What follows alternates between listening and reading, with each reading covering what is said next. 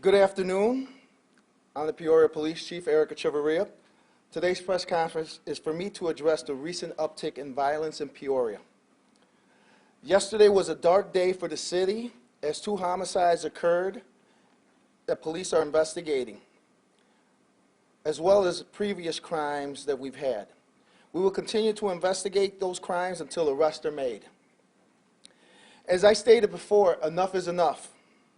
These violent crimes have to stop, and the Peoria Police Department is committed to keeping our citizens safe. Right now, the city of Peoria is dealing with a record number of homicides this year. We currently have 30 homicides. 26 of the homicides come from shootings. All of these cases are being investigated by the Peoria Police Criminal Investigations Major Crimes Unit, with the assistance of other detectives from the Criminal Investigative Division and also assistance from local Special Investigation Divisions as well. We are currently working leads in both of yesterday's homicides and also working leads on other open homicides from this year. Regarding yesterday's shooting on Sheridan and McQueen, we are not releasing any details because it's an active investigation, but we do believe it's related to other recent violence in the city. We also cannot release any details regarding the shooting on West Ann and Green Lawn last night. This is also an active investigation. We will not be releasing any specific details other than the identity of the deceased, which was released by the Peoria County Coroner's Office. Details about Breonna Webster's baby. Breonna Webster was shot on 9/20/2021 at approximately 9:24 p.m. while sitting inside of a vehicle in the 2300 block of West Ann Street. Breonna was pregnant at the time of the shooting and was transported to a local hospital. We cannot comment on what the medical condition was of the baby at that time, but Breonna's child's death date is on file at the Peoria County Coroner's Office. Finally, we want the citizens of this great city to know that the men and women of the Peoria Police Department are committed to arresting those who are driving the violence, and we will continue to work in partnership with the state's attorney to keep these violent offenders off the streets of Peoria. Thank you. Yes, Andy.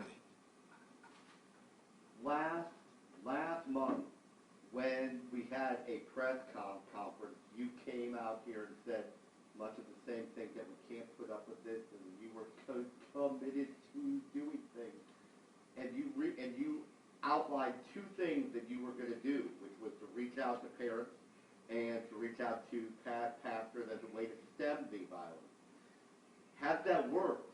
And if it has not worked, what more do you think that your department can do to stem the violence that we are seeing?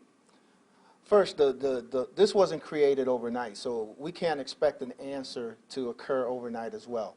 So those conversations with the clergies are being had. We had one today, as a matter of fact, and we are having meetings with families that are encountered or survivors of this violence. Right? And they need resources, and they need healing, and they need to be able to get past the situation that's happened for them to be able to help us. They need some help themselves first to be able to help us. So we're working on that, we're working through it, and we're continuing to have that dialogue. What are the survivors or the victims' families telling you, other than the loss of life, what other concerns do they have? Right, what we're learning is that they also need some help. It's easy for us to stand back and look at it and blame somebody, and blame families and blame mothers and blame fathers, but they also need some assistance and they need some resources to get past the trauma that they experienced. We don't know, unless you've been through it, we don't know what it's like to lose a loved one. We don't know what it's like to go through the court process. We don't know what it's like after the court process when the offender may want to come back in the court because they still believe that they're innocent. And families need to be re-traumatized by that. Holidays come around. We're coming into December, and Christmas is around the corner. Thanksgiving is here. Families are missing a loved one at the dining room table, right? And so these are the things that families have to deal with. They have to learn how to get past that and through it to be able to help themselves, to help others. What do you say to the people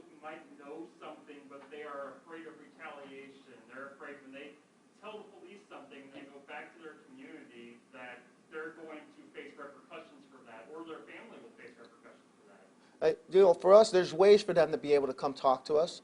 There are ways for them to share information with us. We're in the process of pushing out a tip 411 anonymous line where we can talk to them and they can talk to us anonymously. And you know, they can call here and say that they're anonymous. We're coming out into the neighborhoods and talking to them. So there's opportunities for them to talk to us, and if they say they don't want to share their information, we keep that information. We're not going to share who we spoke with.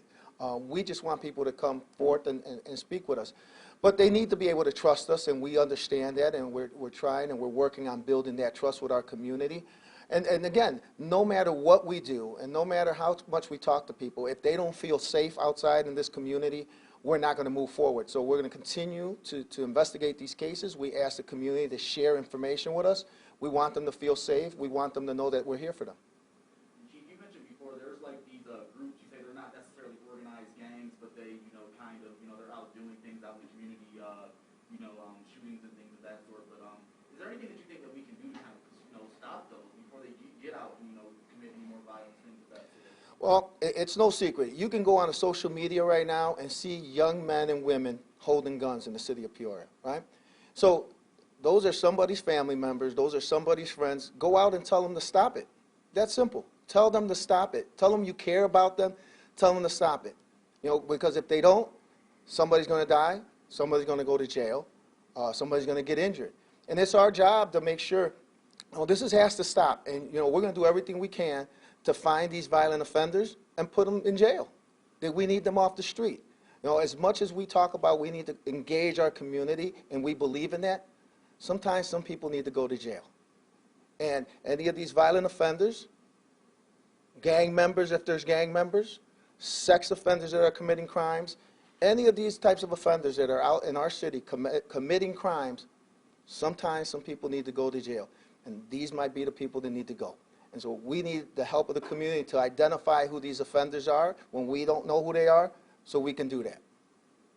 Sir, we are seeing that. Go ahead, ma'am. You had your hand up. It's okay. Yeah. Last night I spoke with DeQuan Pruitt's friends, who are also friends with Rick Brown, and I asked them, how they're feeling about this. One of the many things they told me was they feel like they have to protect themselves. These are 15-year-old boys.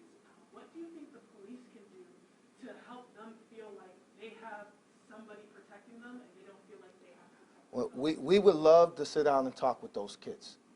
I need to hear from them. And we're in the process of putting together with the district a youth advisory committee that I can speak with and just hear from the youth of our city is what is it that they want to see from us. We oftentimes as adults think we know what they want, and we may not in this moment. It's a different generation. They have different needs and wants. Why do they feel that way? What's going on in their community? I'm not at their home. I may not live necessarily in their neighborhood, but something's going on in their mind where they feel that they need to be protected. And so what is it that we can do? We would love to sit down with them and sit down and arrange that conversation with them. And if you could arrange that, we would love this. I would love to be able to sit down with those young men and figure out exactly what it is that, where their fear's coming from, what is it, what do we need to have in the city to keep them out of trouble and keep them engaged in something positive. What would you say to people who are saying, I'm afraid to go out to Peoria because I'm afraid I'm going to get shot? I mean, you guys are out there trying to stop this. What would you say to those people that are at home saying, I'm afraid to go out? Well, they have the right to feel how they feel. I can't tell somebody not to feel a certain way. What I can tell them is that every day I come into this police department, I see the men and women of this police department committed to come in here and do the best job they can to make sure that the citizens of Peoria are safe. These young men and women and older men and women that we have in the police department come in here and they work long hours, long strenuous hours. The supervisors, the lieutenants, the sergeants, our captains, everybody comes in, they're committed to making this city safer. We need the city to meet us halfway and share the information that they may have. Because somebody has information and they're just not sharing it with us. How are your men and women doing in the police department? This is a very emotional few months. I mean, you've got 30 homicides. How are they doing emotionally and mentally? They're tired of seeing it. They're tired of it. We need a break, quite honestly. The city needs a break. We work and live in this community. These officers are committed to the city. You often get the question asked, why should officers live here? They spend more time in this city than sometimes people that live in this city. And so these officers are ready to come do the work. They don't want to see the violence. It affects them. These are things, these are stories, these are scars that they carry with themselves for the rest of their lives. And so I'm very proud of the men and women of this police department. I see it every day. I see it in their faces. But they're ready to put in the work. They're not stopping. They're pushing forward, and we'll continue to do that.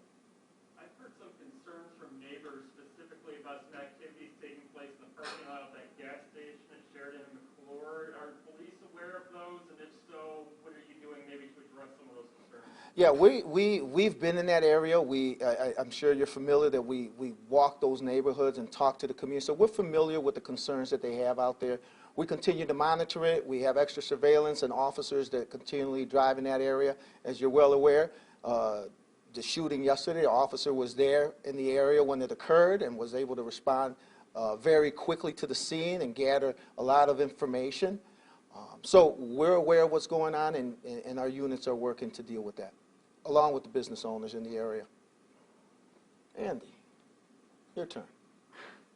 Are you guys thinking about putting out some of the armadillo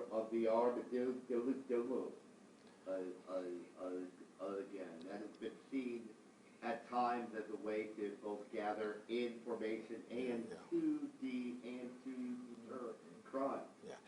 Everything is on the table at this time, Andy. Everything. Any technology that we can use, any other resource that we can use, our federal and local partnerships, everything is on the table. Nothing is off the table. Again, everything is active and ongoing. And so whatever we need to use and do to gather information, to deter crime, we will.